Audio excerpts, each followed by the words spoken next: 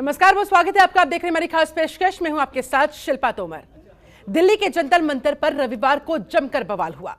कुश्ती संघ के अध्यक्ष बृजभूषण शरण सिंह की गिरफ्तारी की मांग को लेकर जंतर मंतर से संसद तक मार्च निकाल रहे पहलवानों और दिल्ली पुलिस के बीच जमकर धक्का मुक्की हुई। इसके बाद पुलिस ने विनेश और साक्षी मलिक, बजरंग पुनिया समेत तमाम पहलवानों और उनके समर्थकों को हिरासत में ले लिया और जंतर मंतर को इस तरह से खाली करवा दिया गया। इतना ही नहीं, पुलिस ने जंतर मंतर पर धारा 144 लागू कर दी है और कहा है कि अब पहलवानों को दोबारा वहां लौटने नहीं दिया जाएगा। दरअसल पीएम मोदी ने रविवार को नए संसद भवन का उद्घाटन किया था। उधर पहलवानों ने नए संसद भवन के सामने महिला महापंचायत करने का ऐलान किया था। दिल्ली पुलिस ने इसकी इजाजत देने से मना कर दिया था। इसके बाद फिर क्या था, जंतर मंतर पर ही भारी सुरक्षा बल तैनात करते हुए वहां पर बैरिकेडिंग करवा दी गई। रविवार को पहलवानों ने नए संसद भवन से 3 किलोमीटर दूर जंतर मंतर से मार्च शुरू किया तो पुलिस ने उन्हें रोकने की कोशिश की। इस दौरान पहलवानों ने सुरक्षा घेरे को तोड़ा, आगे बढ़ने की कोशिश की।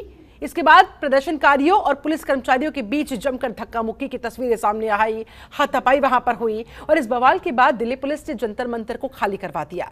जहां 1 महीने से प्रदर्शन चल रहा था, पूरी तरह से वहां पहलवानों को बाहर कर दिया गया, हटा दिया गया।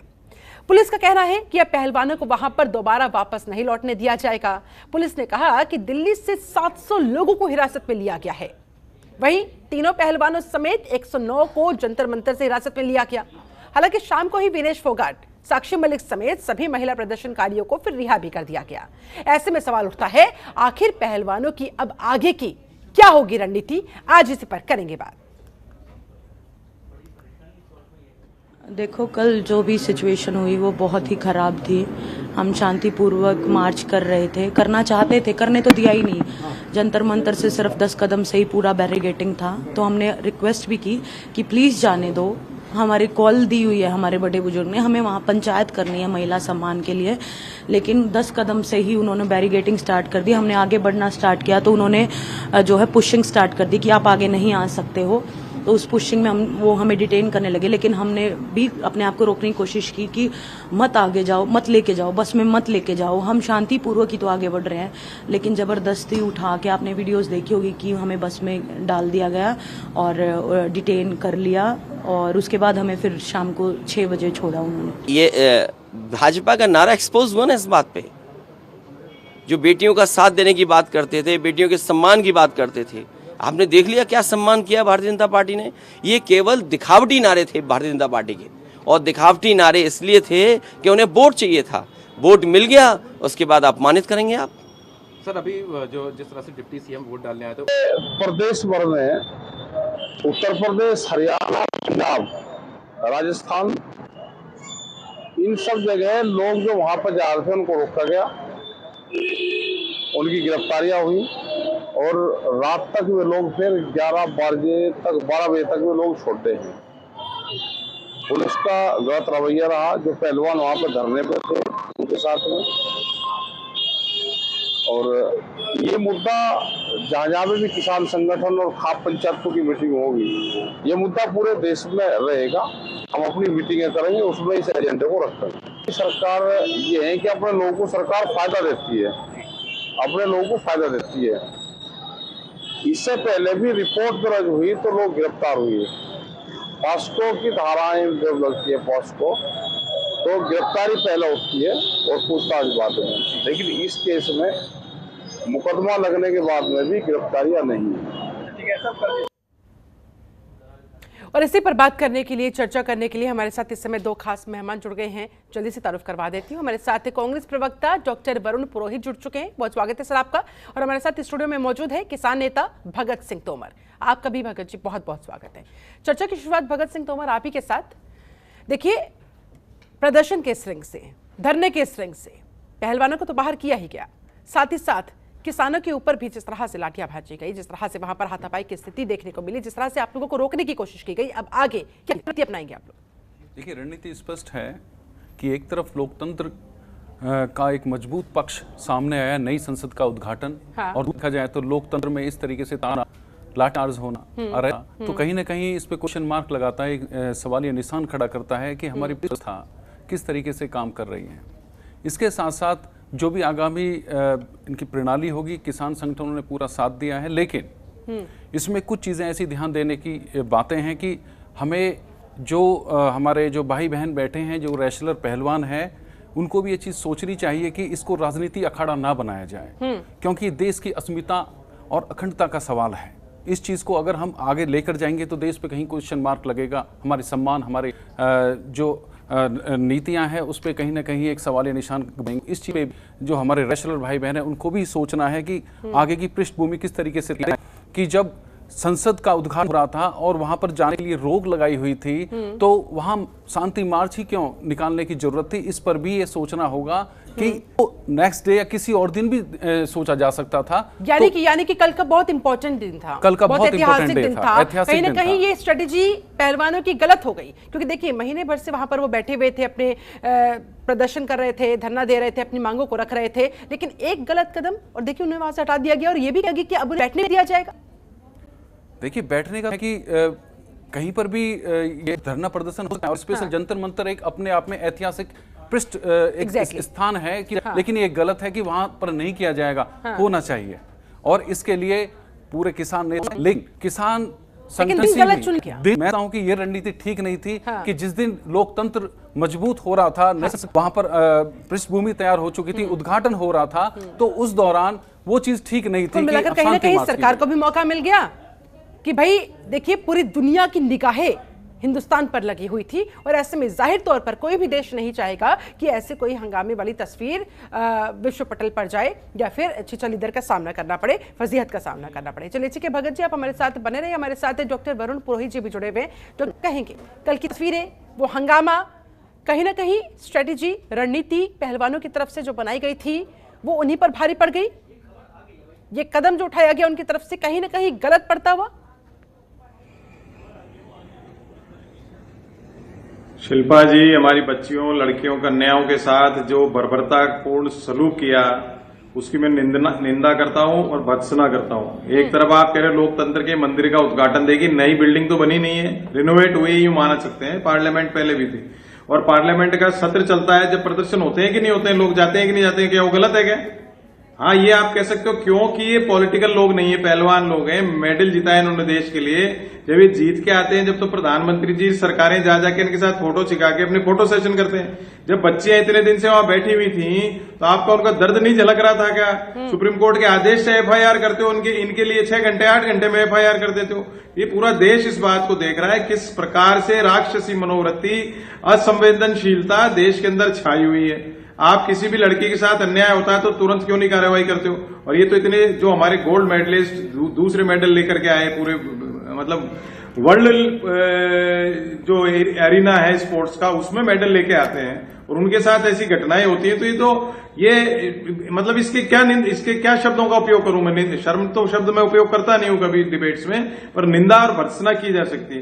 देखिए कोई भी महिला अगर इस प्रकार के आरोप लगाते हैं यौन शोषण, तो कार्रवाई की जानी चाहिए। लेकिन आप एक चीज पे और गौर फरमाइए, जहां लोकतंत्र के मंदिर जिसको हम कहते हैं उसका उद्घाटन हो रहा है, इंडिविजुअलिस्टिक मानसिकता से ग्रसित चीज का उद्घाटन किया जा रहा है, विपक्षी उसमें साथ नहीं है, उसके बाद आप क्यों नहीं, आप एक फादर ऑफ द नेशन हो जाते हो, एक तरह से गार्जियन हो जाते हो। आप बच्चे आके बैठे तो क्यों नहीं प्रधानमंत्री जब खुद चले जाते हैं कहीं अब कहाँ फोटो सेशन करना होता है जब तो खुद चले जाते हैं, भाई आ जाते हैं पास के पास जंतर मंतर है, बच्चियों को प्यार से समझाते हैं भाई तुम क्या प्रॉब्लम है तुम्हारी सॉल्व करता हूं। वो मानसिकता नहीं है, ये मैं आपको कह रहा हूं ना। मैं सब कुछ मैं कर जाऊं, मैं सब कुछ दूसरे को बिल्कुल इन्वॉल्व नहीं करना, ये लोकतंत्र नहीं होता। लोकतंत्र में सामूहिक रूप से डिसीजन लेना पड़ता है। आप जब जाके लोकतंत्र को आगे बढ़ाते हैं, इंसाफ की लड़ाई लड़ी जा रही थी, उसमें किसी को कोई दिक्कत नहीं है। पूरा देश इन पहलवानों के साथ खड़ा हुआ है, इन महिलाओं के साथ, इनकी आवाज के साथ खड़ा हुआ नजर आ रहा था। लेकिन कल का जो दिन था वो लोकतंत्र के लिहाज से कितना अहम दिन था, वरुण जी आप माने या ना माने, आपको इस बात को स्वीकार करना पड़ेगा। लेकिन पूरी दुनिया की निगाहें थी, ऐसे में जाहिर तौर पर देखिए हमारे जो इंटरनल इश्यूज हैं वो अपनी जगह है, और जब पूरी दुनिया हमें देख रही हो और इस तरह की कोई सिचुएशन उनके सामने आ जाए तो जाहिर तौर पर उसके साथ डील करना होता है। देखिए शिल्पा जी, डील करना होता है, डील करिए। आप लड़कियों को मारोगे? अमानवीय व्यवहार करोगे, आप रोक देते। पुलिस तो कितना बल है वहां, कितने से पहलवान, मैं 26 अप्रैल को खुद बैठा था उनके साथ में। आप अपने मीडिया को देख लीजिए, चैनल देख लीजिए, कितने से आदमी बैठे जंतर मंतर में। दोनों साइड बैरिकेड लगा हुआ है, फोर्सेज तरह तरह की फोर्सेज लगी हुई है। अगर वो आ रहे थे तो आप रोक देते, बैठ जाते वहीं। आप एक मानवीय व्यवहार लड़कियों के साथ करके क्या दर्शाना चाहते हो? मैं फिर कह रहा हूँ पार्लियामेंट चलती है, पार्लियामेंट चलती है तो पूरी दुनिया नहीं देखती क्या? जब आगे बढ़ रहे थे, जब उन्हें रोका गया, उसके बाद किस तरह से बैरिकेड्स फांदे गए, उन्हें तोड़ा गया, वो तस्वीरें नहीं देखी। उसके बाद स्थिति बिगड़नी शुरू हुई, उसके बाद वहां पर हाथापाई हुई। शिल्पा जी, आप इतने सीनियर पत्रकार हो, पार्लियामेंट सेशन चलता है, जब नहीं आते कि धरना प्रदर्शन करने वाटर कैनन भी कितनी बार इस्तेमाल होता है, लोग आंदोलनकारी होते हैं जो बैरिकेड चढ़ते हैं, पुलिस उनको वापस उतारती है। तो आपको ऐसी क्या हो रही थी जब बच्चियों के साथ ही आपको बर्बरता दिखानी थी? पार्लियामेंट सेशन चलना और पार्लियामेंट का उद्घाटन, भाई मैं आप समझ रहे हैं कि नहीं समझ रहे हैं? डॉक्टर वरुण, देखिए, ठीक है, आप लोगों ने बहिष्कार का ऐलान किया हुआ था, ठीक है, आप लोगों ने वहां पर जाना मुनासिब नहीं समझा, ठीक है, वो आपका मैटर है, वो आपकी विचारधारा है, वो आपकी स्ट्रेटेजी थी। लेकिन देखिए ना, पूरी दुनिया की निगाहें अगर हिंदुस्तान की तरफ लगी हुई थी, ऐसे में कोई मौका किसी को क्यों देना? और इसी के मद्देनजर इन तमाम पहलवानों को देखिए इसी बात का फायदा उठाते हुए सरकार ने हटवा दिया। तो क्या कहीं ना कहीं ये स्ट्रेटेजी गलत नहीं पड़ गई? मैं सिर्फ ये जानना चाह रही हूं। प्रदर्शन करना था, धरना देना था, आगे मार्च निकालना था, शौक से निकाल सकते थे, लेकिन कल का ही दिन चुनना, क्या यहीं पर चीजें फंस गई? मैंने आपको शुरुआत में कहा ना, पॉलिटिकल लोग तो है नहीं, प्लेयर्स हैं, खिलाड़ी हैं, उनमें कोई पॉलिटिकल टाइप की दिमाग थोड़ी होता है कि किस दिन प्रदर्शन करना, कितना नहीं करना।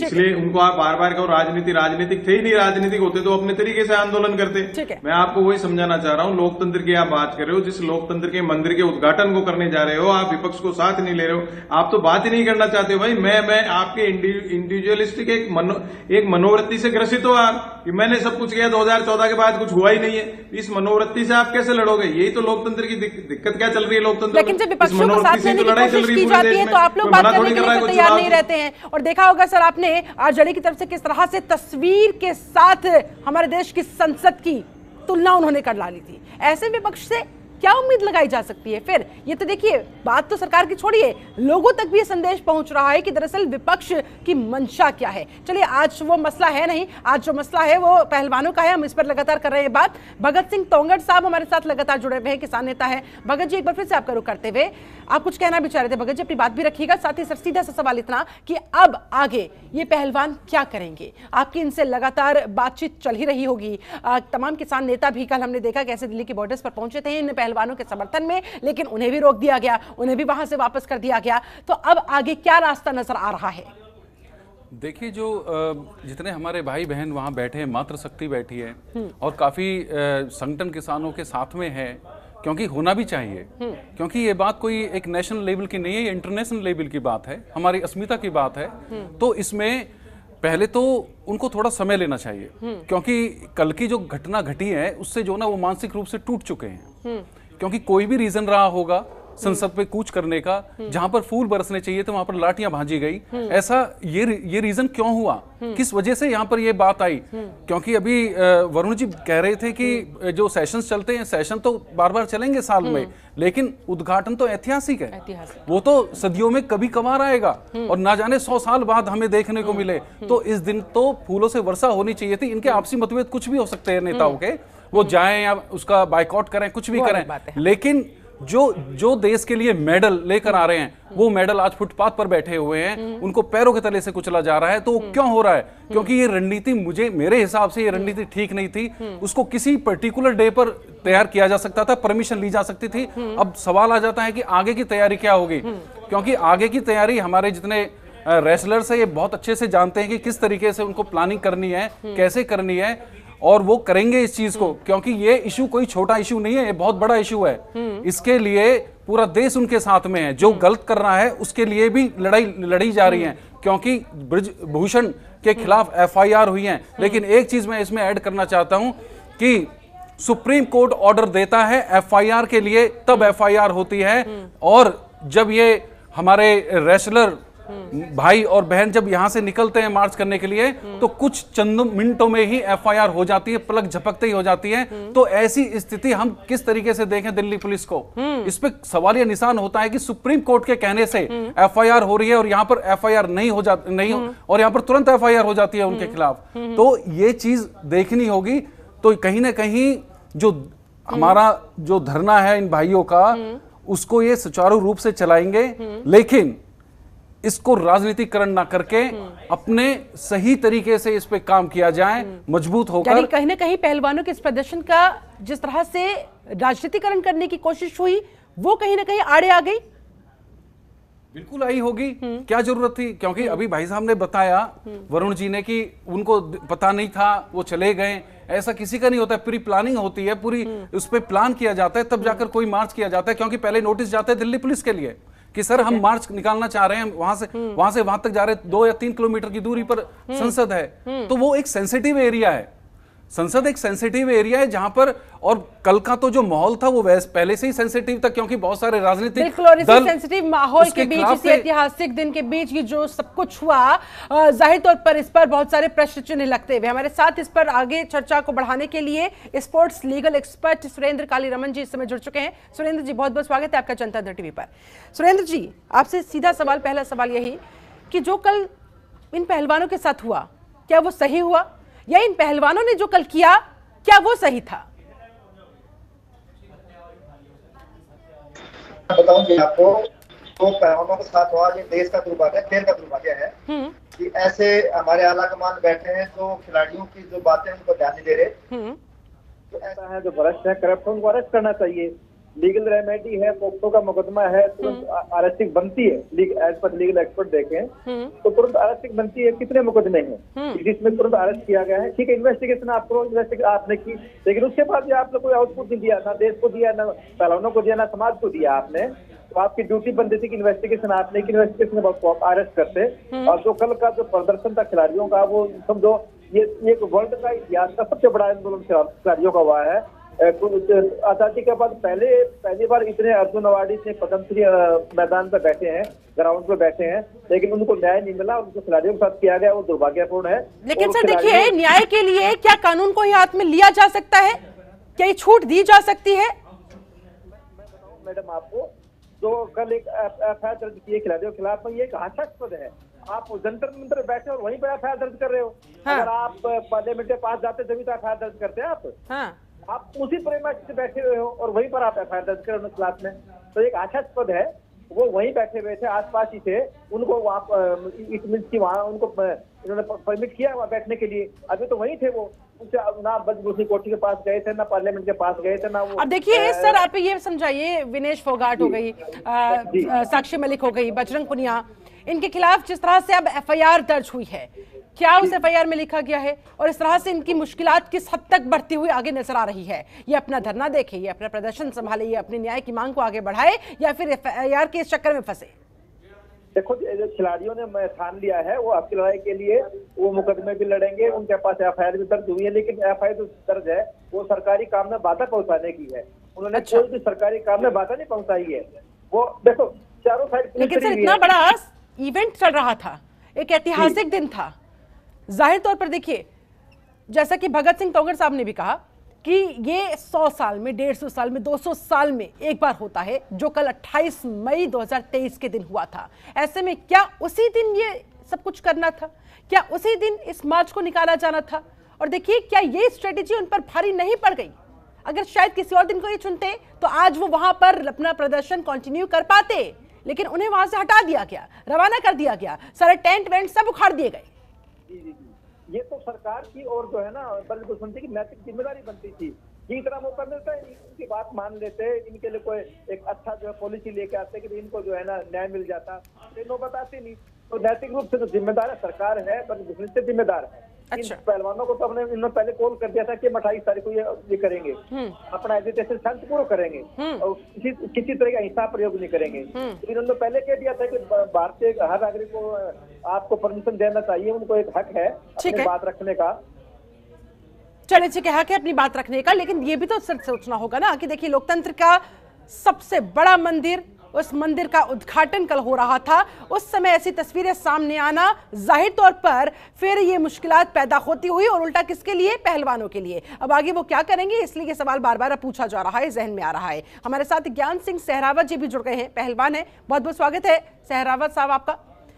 ज्ञान जी, जो कल पहलवानों के साथ हुआ, क्या वो सही हुआ, या जो पहलवानों ने जो किया वो सही था? अब आगे पहलवान क्या करेंगे, उनके सामने क्या विकल्प है? उन्हें वहां से हटा दिया गया है, उनके टेंट वेंट सब वहां से उखाड़ दिए गए हैं। अब आगे पहलवानों की न्याय की लड़ाई किस दिशा में आगे बढ़ती हुई नजर आ रही है? देखो जी, ये चीजें मैं बता रहा हूँ, बच्चों को इतना नहीं पता होता। हाँ। ना पता है उनको, जैसे जैसे किसी ने गाइड किया वैसे वैसे चलते गए। हाँ। लेकिन ये तो सबको पता है भाई, लोकतंत्र में बोलने का हक सबको है, इतना शायद सबको पता है। हाँ। नहीं तो ऐसा लोकतंत्र ला दो जैसे नॉर्थ कोरिया में है। नॉर्थ कोरिया का लोकतंत्र सबसे बढ़िया लगता है, क्योंकि उनको पता है कि हमने बोलना नहीं किसी को भी, एक आदमी के अलावा कोई बोल लेता। तो ऐसा लोकतंत्र है तो फिर तो दिक्कत है नहीं कुछ। नहीं तो ऐसी बातें नहीं है, उन बच्चों को कुछ चीजों का नहीं पता था। अब वो कॉल दी थी, वो किसान यूनियन ने दी थी, और उनको शायद ये भी नहीं पता था जिस दिन उन्होंने 28 तारीख को दी, उस दिन संसद का उद्घाटन है। लेकिन उसको रोकने के लिए फिर के समाधि का हमारा कल्चर ढांचा ऐसा है कि मेडल वेडल भी धरे रह जाएंगे, उनको गांव में घुसने नहीं देंगे, बद्दी बद्दियां गाड़ी। आपको पता है ये पहले जो एजुकेशन हुआ था, पहले एजुकेशन में यही चीज हुई थी। वो FIR भी नहीं कराना चाह रहे थे, वो चाह रहे थे देखो इसमें कोई दो राय नहीं है, कुछ उनके साथ कुछ हो रहा है, उनके हिसाब से बहुत कुछ हो रहा है जी हमारे बच्चों के साथ।